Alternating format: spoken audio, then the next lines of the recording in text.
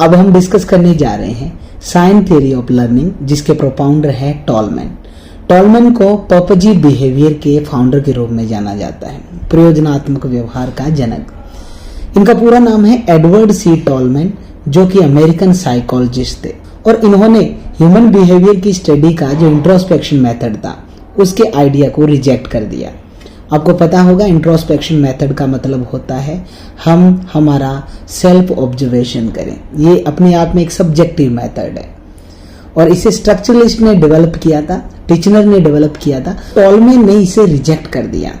उन्होंने बिहेवियर के data collection में ऑब्जेक्टिव मेथड को प्रायोरिटी दी और जो सब्जेक्टिव मेथड है, जैसे इंट्रोस्पेक्शन मेथड है, उसको रिजेक्ट कर दिया। उनका विचार था कि एक ऑर्गेनिज्म जो है वो केवल स्टिमुलस के प्रति ही रिस्पॉन्ड नहीं करता है, बल्कि कुछ बिलीव्स होते हैं जिनके ऊपर भी एक्ट करता है। मतलब कुछ धारणाओं के ऊपर आधारित भी उसके एक्शन होते हैं और इसके साथ ही वो अपना व्यक्तिगत एटीट्यूड जो है वो एक्सप्रेस करता है। मतलब एक ऑर्गेनिज्म जो है वो अपना दृष्टिकोण भी रखता है, क्योंकि टॉलमैन का मानना था कि बिहेवियर को एक्सपीरियंस और ट्रेनिंग से मॉडिफाई किया जा सकता है। अब इनका सबसे बड़ा योगदान इस बात का है कि जैसे स्टिमुलस रिस्पॉन्स थियरिस्ट जो थे, जैसे थॉर्नडाइक की बात करें, स्किनर की बात करें, पावलोव की बात करें, उनके आइडियाज को और जो कॉग्निटिव फील्ड थियरी जो थी, इन दोनों अलग अलग थियरीज के आइडियाज को कंबाइन कर दिया इन्होंने। क्योंकि जहां एक और स्टिमुलस रिस्पॉन्स थियरी में हमने देखा कि रेपिटेशन के माध्यम से लर्निंग हो रही थी और कॉग्निटिव फील्ड थियरी में हमने देखा लर्निंग सडन हो रही थी, तो इन दोनों के आइडियाज को टॉलमैन ने कंबाइन कर दिया। अब इससे पहले कि इस थियरी के बेसिक कॉन्सेप्ट की तरफ हम बढ़े, हम देख लेते हैं कि इस थियरी को और दूसरे कौन से नामों से जाना जाता है। साइन सिग्निफिकेंस थियरी के रूप में जाना जाता है, एक्सपेक्टेंसी थियरी के रूप में जाना जाता है, पर्पजी बिहेवियरिज्म के रूप में जाना जाता है। इसके अलावा इसे साइन गेस्टाल्ट थियरी के रूप में भी जाना जाता है और कॉग्निटिव मैप थियरी भी इसी का नाम है। कॉग्निटिव मैप जो हम एक्सपेरिमेंट देखेंगे टॉलमैन का रेट्स के ऊपर, वहां सीखेंगे। अब टॉलमैन ने अपना मेजर वर्क 1932 में पब्लिश करवाया। मेजर वर्क था इनका purposive behaviour in animals and man. एक ध्यान रखिएगा, हमने हर थियरी के अंतर्गत हर साइकोलॉजिस्ट के एक मेजर वर्क को जरूर याद किया है, तो वो आप ध्यान में रखिएगा। जैसे स्किनर का कौन सा है, गुथरी का कौन सा है, टॉलमैन का कौन सा है, तो इसे आप अलग से लिस्ट बना लीजिएगा। अब टॉलमैन ने अपने एक्सपेरिमेंट्स के रिजल्ट जो थे उनको रिकॉर्ड किया और इस थियरी को रिवाइज किया 1949 में। अब इन एक्सपेरिमेंट्स के आधार पर टॉलमैन ने ये कंक्लूजन निकाला कि एक लर्नर जो होता है ना, अपने गोल तक सीधा ही नहीं पहुंचता है कि अपने मूवमेंट्स का एक फिक्स सीक्वेंस हो गया, ये कार्य किए और गोल तक पहुंच गया, बल्कि कंडीशन के वेरिएशन के आधार पर वो अपना बिहेवियर चेंज करता है और गोल तक पहुंचता है। सिंपल भाषा में कहें तो एक लर्नर जो है वो अपने लक्ष्य की प्राप्ति के लिए एक फिक्स जो क्रियाकलाप है वो नहीं करता है, बल्कि वो देखता है कौन सी परिस्थिति में कैसा व्यवहार करना है, उस परिस्थिति के अकॉर्डिंग अपने व्यवहार में वो बदलाव करता है और फाइनली वो अपने गोल तक पहुंचता है। अब टॉलमैन ने एक टर्म कॉइन किया था, बेहद इंपॉर्टेंट है, ध्यान रखिएगा। यही थियरी का बेसिक पॉइंट हमें देखने को मिलेगा। ये टर्म था कॉग्निटिव मैप, संज्ञानात्मक नक्शा हम कह सकते हैं। अब देखिए कॉग्निटिव मैप होता क्या। उदाहरण के लिए देखिए, हम बहुत बार ऐसी जगह पे जाते हैं, जब चले तो जाते हैं लेकिन वापस आते वक्त रास्ता भूल जाते हैं कि हम किस रास्ते से आते हैं। तो ऐसे में कई बार हम क्या करते हैं, कोई ना कोई प्रकार का साइन छोड़ देते हैं, निशानी कर लेते हैं अपने दिमाग में कि हाँ वहां पे फ्लैक्स लगा हुआ है, वहां से मुड़ना है, या वहां पर ये बोर्ड लगा हुआ वहां से मुड़ना है, या वहां पे खंबा है, टावर है। इस प्रकार से कोई ना कोई जो साइन जो होता है ना अपने माइंड में सेट कर लेते हैं।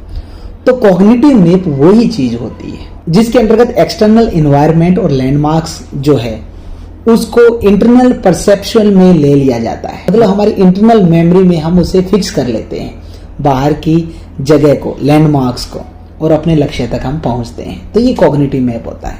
जब हम टॉलमैन का एक्सपेरिमेंट देखेंगे, एक मेज, एक भूल भुलैया के अंतर्गत जब चूहों को रखा जाएगा तो वो किस प्रकार से अपने दिमाग में एक साइन बना लेंगे कि किस तरफ से उन्हें मुड़ना है, तो ये कॉग्निटिव मैप होता है।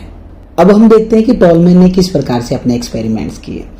1930 में टॉलमैन ने अपने एसोसिएट चार्ल्स हॉन्जिक के साथ एक्सपेरिमेंट किया ऐसी लर्निंग को डेमोन्स्ट्रेट करने के लिए।